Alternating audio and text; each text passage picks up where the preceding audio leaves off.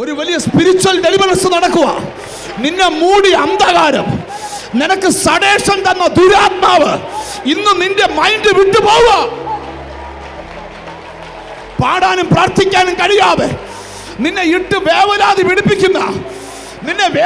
പിടിപ്പിക്കുന്ന ആ ദുർശക്തി ദാവീദിനെ ഏൽപ്പിച്ച ആടിനെ സിംഹം പിടിച്ചോണ്ട് പോയപ്പോൾ വേറൊരു പാസ്റ്ററെ വരുത്തിയോ? ഇല്ല. അതാ സബ്ജക്റ്റ്. അവൻ എന്ത് ചെയ്തെന്നറിയോ? അവൻ പിന്തുടർന്നു. ഞാൻ പിന്തുടർന്ന് അതിനെ അടിച്ചു.